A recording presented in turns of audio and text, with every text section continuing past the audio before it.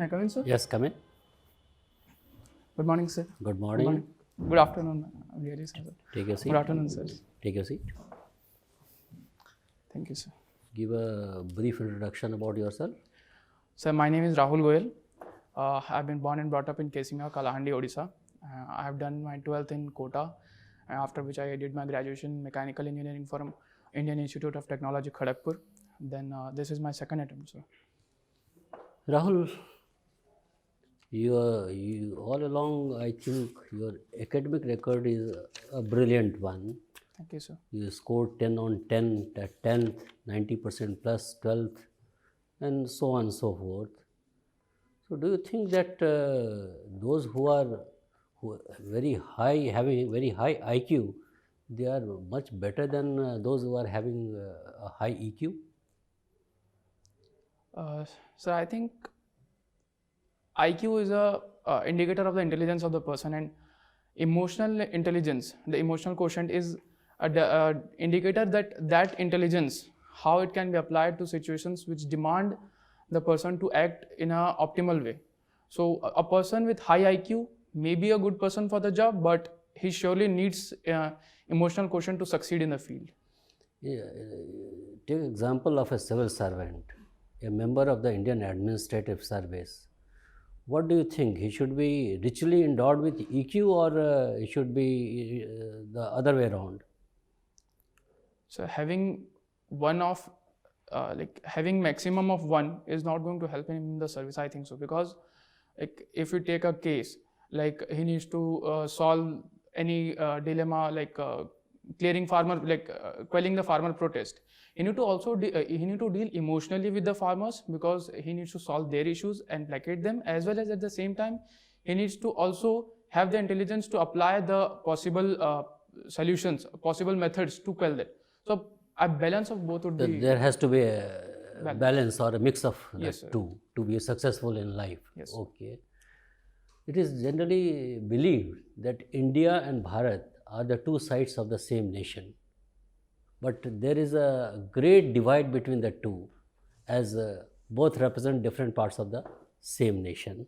Do you agree with this? So to an extent, yes, I agree with this thing that India and Bharat are the two different parts of the same coin. And if I may, we see that in India. How do you define India and how do you define Bharat? So to define India would be to tell about the growing economy, the growing English educated middle class, and the booming rural infrastructure. And it's more from an economical point of view. But if you tell Bharat, then it is more of a cultural point of view, spiritual point of view. The land of Jainism, Buddhism, Hinduism, Islam, Renaissance. Can you not make any distinction between India and Bharat based on purely economic criteria? Sir, I think it will be tough, but to be very precise, then it can be a mix of urban or urban and rural. I think in that landscape we can see India and Bharat. So, but the government of India has acknowledged that there is a stark difference between India and Bharat, not on the spiritual level, but on the societal level. Okay. And the government of India has also initiated measures to bridge the gap.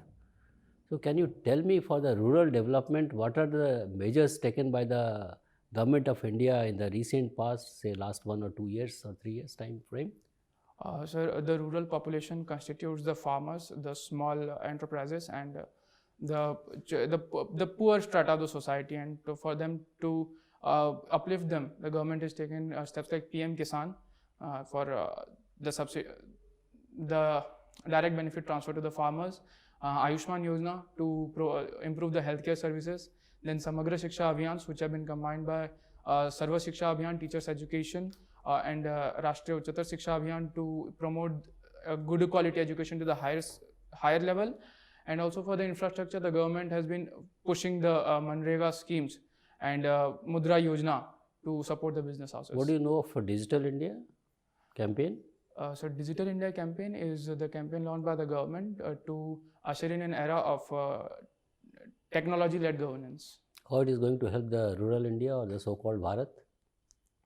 So the reach of technology goes below the usual level. Like in a rural area, a person can access medical help through telemedicine, but the doctor may not be available. So penetrating of the services, reaching out to more people, and bringing in efficiency in the services are the some areas in which I think technology is going to help. Okay, thank you, Rahul.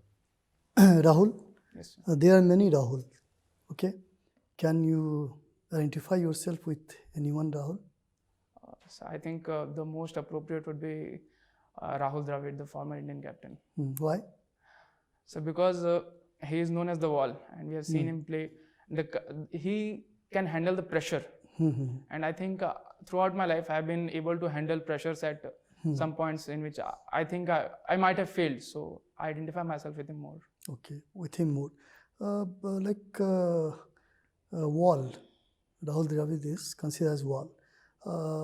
In civil services or government services, generally we require transparency, but wall is not transparent. Yes, sir. So what will you do for that? That means you are also not transparent. So what I meant by the wall was to withstand the pressure, Okay. the political pressure or the pressure by the people, like reducing the hastiness and the recklessness in the administration. But being transparent is the other side of the coin. When we say that Rahul Dravid was the wall, it doesn't mean that he was not scoring runs. He was at the same time scoring runs. So both come hand in hand. So you'll be able to withstand political pressure. I think so. Do you have an example of any civil servant who have tried the same thing and transferred time and again? Do you have example of any civil servant? Sir, Ashok Khemka of Haryana, Mr. Ashok Khemka of Haryana. And one more famous personality is T.N. Seshan, who has actually withstand the pressure from almost every government he has worked, like Tamil Nadu government, central government, and he had ushered in a... Who is your ideal, Ashok Khemka or T.N. Seshan? T.N. Seshan. T.N. Seshan. Why not Ashok Khemka? So because I prefer T.N. Seshan more as compared to Ashok Khemka. The reason being that a lot of people have been at the post of election commissioners prior to them as well. But the will to execute the initiative. What is his major contribution? So his one of the major contribution is the reform of the electoral system, the bringing out a voter ID card, and forceful implementation of the model code of conduct, reprimanding politicians for making hateful speeches, and allowing media to cover the whole election. So he actually ushered in an era where people were more participating in the election process as compared to the before. Okay. You have also been associated with the Young Innovators Program. Yes. Huh? And India required innovations. One innovation is known as Bhuvan Panchayat. Have you heard of this Bhuvan Panchayat? No, sir, I have not heard of it. This is associated with Department of Space. You don't have any idea about this Bhuvan Panchayat? No, sir, I haven't heard Okay, no this for the problem. first time. And what about Sutrapik? It has something to do with cow, indigenous cow. So Scientific. I think I have a very basic idea about this. Can I? Yes, certainly. It is the Sutra Peak is actually to boost the indigenous cow health, to boost the milk production, and to do research on the indigenous cow welfare. I think. These days, we are talking about women empowerment, and even on 8th of March, we celebrated International Women's Day. Yes, sir. Now, for their empowerment, one program known as STEM, STEM. Have you heard of this? It's a science and technology, engineering, and mathematics enrollment. Why this is important? So right now, at the PhD level, women represent only 10 to 13% of the total, the gender. So and in IITs as well, the ratio is usually 15%, and the rest 85% are the boys. So focusing on science, technology, and engineering will actually help the girls and the women to come up the way in the social ladder, because first of all, going in the science field opens a plethora of opportunities for them to rise higher, and at the same time, at the lower level it also sets inspiration. Like we say that Indra Nooyi and Kalpana Chawla, they are the women ambassadors, right? So when women go to the higher field, so from that point we can say that. Just give me the names of some of the women mathematicians. Sir, Miss Shakuntala Devi, Srimati Shakuntala Devi, who is known as the Indian supercomputer, and I don't recall the name, but a woman of NASA who recently died. Have you heard of Leelavati? I've heard, but I've not read on Yeah, her. thank you. So, a student of mathematics and coming from Kalahandi, suppose a family of 5 members. There is what wife, husband, 2 daughters, and 1 is what son. And has to cross, that family has to cross Tel River, local river of your Odisha, right? And the point where they are going to cross, that line average mean depth is 5 feet. And the height of all 5 members, average mean is what? 5 feet 5 inch. So how many members are going to cross that particular river? Student of mathematics? So may I know the height of the boy? Average mean height I have given Okay, you, that average is mean 5 feet 5 5 inch, inches. right? Okay.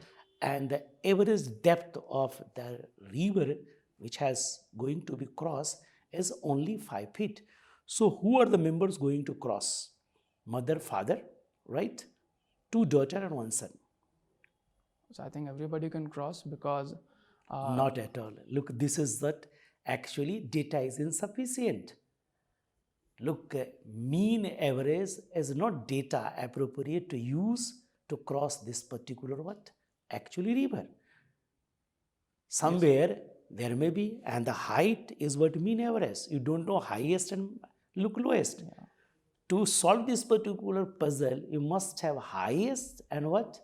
Lowest height, right? Not mean, median, mode. Okay, look, we have 2 type of data. One is called what actually quantitative data and second is called qualitative data. My question is, what are the uses of quantity data in governance? so the quantitative data I think is Qualitative. Qualitative. you're data. asking about the qualitative. Qualitative. Okay. The qualitative data is like, can I cite with an example? Sir? Yes, of course. Sir, we see that in the poverty elevation schemes, we give support to the people who are below poverty line and we leave the people who are above poverty line. But there are a certain number of people who are at the churning poor, who are just below the line, just above the line, who come in and come out. So we need to focus on the quality of data. That data should also cover the Okay, people. what is the use of logarithm in governance? Logarithm, you must narrate. So what is the use of logarithm in governance? With example, you try to make me governance, use of actual logarithm in governance. Can I take a minute? Yes.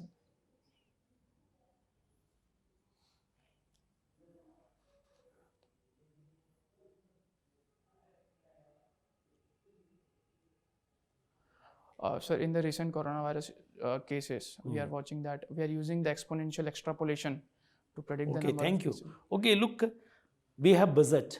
One is what union budget and second is what Odisha budget. Yes.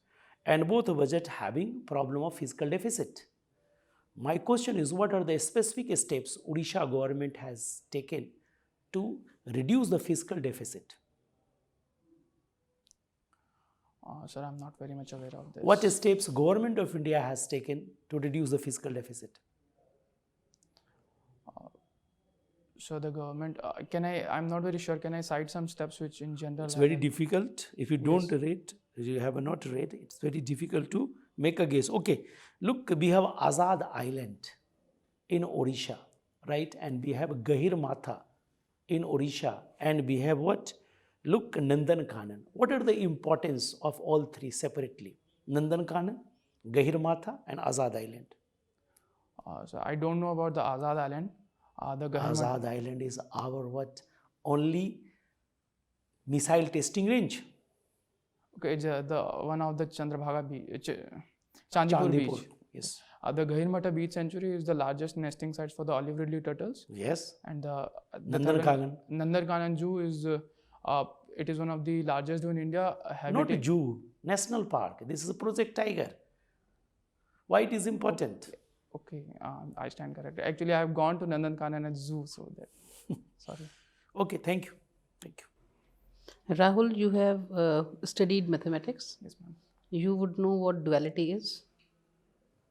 Duality? Ma'am, no, I have never studied that topic.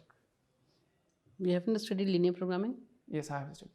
Can you construct dual for a problem? Okay. Yes. You can? Yes. Okay, now Imagine that you are a policymaker somewhere, and in your area there is this problem of child labor. Okay, I want you to construct a way of eliminating child labor and then a dual for that way. Uh,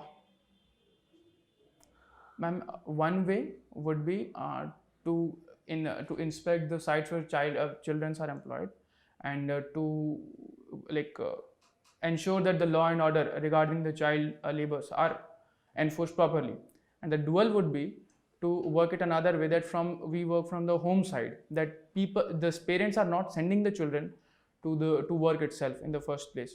So providing them enough the school amenities and midday meal schemes, focusing on their nutrition. So that way we can curb the root causes as well. Okay, fine. Rahul, one man, one vote.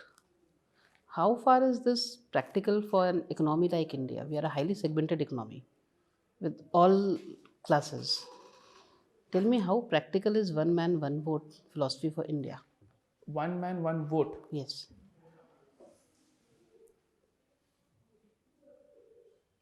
Ma'am, in an economy like ours, as you have said, that we are a very segmented economy, and one man, one vote is the premise which actually gives the poorest person and the richest person the same field. So I think in an economy, if we don't follow the principle of one man, one vote, then we might increase the inequality by a larger extent, because the people who otherwise don't have a say in the administration, they won't get their say, and the rich people can exercise undue influence on them. Fine, I agree with you. But tell me, will your argument hold if we talk about education? Economic class is fine, agreed. Education? Yes, ma'am. It will hold in case of education as well, because a much educated person does not mean that he is a very experienced or a person well versed with the root problems, and a very less educated person doesn't mean that he does not have the right to select the government of his choice. So it's about the self-government, and if you want to choose a government of our own choice, so we are supposed to vote. Fine. Do you know the preamble of the Constitution? Can you recite it? You must have read it. Yeah, I remember it. We, the people of India, having solemnly affirmed, there might be some mistakes, I beg your pardon. We, the people of India, having solemnly affirmed to constitute India into a sovereign, socialist, secular democratic republic, and to ensure all its citizens justice, social, economic, political, liberty of faith, worship, and liberty of faith, belief, and worship. Fine, thank you. Thank you. Rahul. Sometimes I feel, a lot of, the puzzles when I tend to book my tickets on IRCTC, because I'm not able to book it, so frequently or so, instantly, because of the CAPTCHA problem. Yes. CAPTCHA do come in between. Why does it happen? Why does it happen? What is the basic purpose of, the CAPTCHA being introduced while booking or, taking the services from them? So the major reason for CAPTCHA is that people have devised algorithms through which they can actually feed the data instantaneously into the browsers, and to avoid that, the CAPTCHA has been given so that the tickets are not booked at the moment the window is open. Right. So basic purpose is like to filter down, the difference between the machine and the robot? Yes, sir. Machine and the human. Machine and the human, right. Yeah. Can you elaborate? Can you expand the CAPTCHA, or is like abbreviation? Like CAPTCHA is like what? So I'm not Hindi word CAPTCHA or some abbreviation? I have no idea. You have no idea. Fine. You comes from Odisha, and Odisha government has started an initiative called Mo Sarkar initiative. Yes, sir. What is this? So Mo Sarkar initiative is a governance initiative which is focused on the 5 T's. That is technology, use of technology in the governments, timely delivery of the services, ensuring transparency, ensuring that the services is within time frame, and the 5th one is that it is for the teamwork. The delivery is done through the teamwork. So it is based on the 5P, and it is implemented across the departments. The basic rule which actually followed is that when a person goes to any like Tehsildar office, he registers his name and phone number, and the chief minister of the state or the higher officials will give a random call to that person to get a feedback. And if the feedback is satisfactory, then the person who has delivered the service, good service, will get promoted, and if he has done any fault, then he may get demoted. So it is an incentive scheme as well. Right. Rahul, sometime I also, get puzzled, technology, some part of the pieces of the technology, they do work, as like, anti-democracy. How come, like, the facial recognition technology, which is recently in news, Yes, sir. it might endanger in the spirit of, the dissent? How come it is true? How my apprehensions are like, either like baseless. So I think with the coming of technology, people are also like, can I cite one more allied example with this thing? Right. Right now we are talking about privacy, and the facial recognition actually the basis on the privacy. At the same time, with the coming of Facebook, Twitter, Instagram, people are voicing their dissents more. So at a time when people have got more avenues to make their opinions public, they're also haunted by the privacy. So there needs to be a balance on it, on the question that the facial recognition, because right now today we see that people are using masks or people are using fake mock photographs, and like we have seen that in the election people use the cover of any leader politician and they put it on their face. So I think those are the questions which actually can trigger a very opaque society, and that can, if there are vested interests, they can lead to chaos. So facial recognition is needed for that, but at the same time there should be checks on it so that the government or any agency cannot unduly use the facial recognition software to harm the public. There should be legitimate interest, and there should be law of proportionality which should be applied. So recently we have like seen the use of this technology in which kind of the protest elsewhere? So in Hong Kong, we have seen the Hong Kong. use by China to identify the protesters who are protesting against. Have you heard about the lipstick effect? Lipstick effect in Indian economy? No, sir. No, sir. Thank you, Rahul. Rahul, Yes, sir. you are a mechanical engineer from IIT Kharagpur, a brilliant engineer also. Can you use technology to replace personality test which we are conducting today? Sir, I think we cannot do that, because a personality of a person is judged by whether he is confident or not, whether he can handle pressure or not, whether he can answer with the maturity. And when we use technology, there is a very objective classification that whether like it is a parameter based thing, and I think that a person cannot be trusted completely with the use But of don't technology. you feel that this also brings in an element of subjectivity in selecting a candidate? Because if it is a faceless organization, my personal preferences, my personal idiosyncrasies will not come into play. Whereas machine is there, it's supposed to be very fair, treats everybody at par. So, but when a person goes into the service, he is not facing the situation in which there is a very level playing field.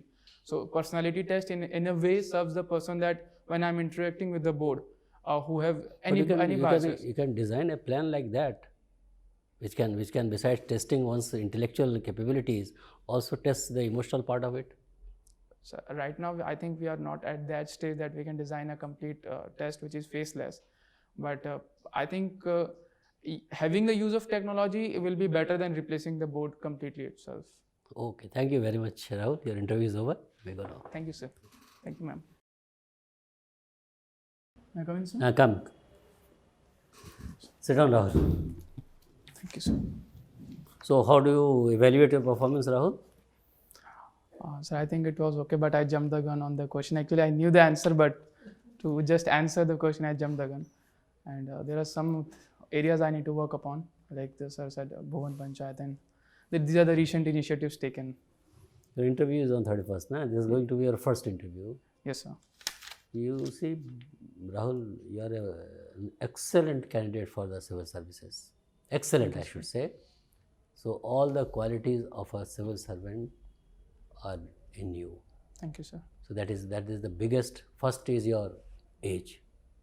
Age advantage is a tremendous age advantage, and UPSC will look forward to inducting such candidates with sterling qualities of head and heart. You have both the qualities of head and heart. Mentally, you are very alert. You have critical power of assimilation. Thank you, sir. You are your exposition is very clear and logical. Then your social traits also, your behavioral aspect and all that. This is wonderful. Variety and depth of interest, leadership skills, and on top of it, your intellectual and moral integrity. That is what is very essential for a civil servant, to have a high degree of, or rather highest degree of intellectual and moral ethics Thank you, sir. and integrity. Some questions you faltered, like as one question you really committed a harakiri, I should say, committed a blunder. You are a student of maths. A student of maths is always a thinking person, supposed to be a thinking person. He comes to a conclusion only after following certain steps. You are not supposed to be overstepping that or overlooking those steps. His question, data was insufficient. It didn't occur. So that kind of googly may be there in the time of, at the time of real interview. Just think for a while. Be a patient listener. Think for a while, quickly, whether everything has been told to me or not. Then that was the only mistake, if I say, you committed, which is shows your behavioral part, that whether you are good at listening, whether you are good at reception, receptivity and all that. Otherwise, hand movement you should restrain. So we could see a lot of hand movement. You just keep your both the hands like this on your thighs. That's it. Because it comes naturally to any Indian. I am also doing like this only. Okay. Yes, sir. But for that, during that half an hour, try to restrain Yes, sir. that, because that is a very formal occasion for you.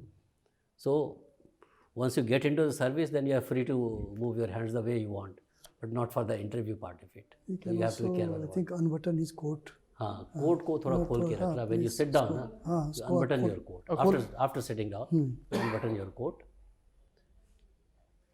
And then a student of maths question was asked about Leelavati and all that. That you are supposed to be, I mean, familiar with this. I've read the ancient, but I actually missed Leelavati. We might have missed. Otherwise, you are a wonderful candidate. Thank you, sir. And God willing, and with our blessings, you will come out with flying colors. Thank you, sir. How have you done in your written? Sir, I think my written was on a like above average, because on general studies 2 paper, which was actually tough for everybody, I think I got many questions in my favor. Okay. I knew the direct answers to them. Okay. And maths paper 2, which is actually more scoring, it went actually really well. I'm scoring for a good mains mark. Nobody can stop you from succeeding in your very first attempt. Thank you, sir. Wish you all the best. Sir, may I ask a question? Like, I actually knew the answer to that data is insufficient. I got it, but should we ask, like, is it okay? No, sir, there is a way of asking also a counter question. You can't be abrupt in asking, sir, your data is insufficient. Sir, I mean, you are asking me the mean height. Yes. Sir, but what are the details of those persons?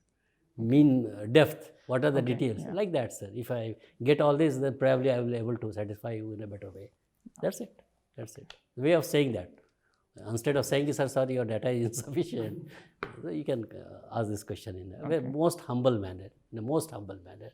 Never get into any argument with the board members. I keep on telling everybody, never ever be patient, be true to yourself, be honest to yourself, keep your head on your shoulder, be your natural self, and you will succeed. Nobody can stop you. Thank you, sir. Okay, all the best. Thank you, sir.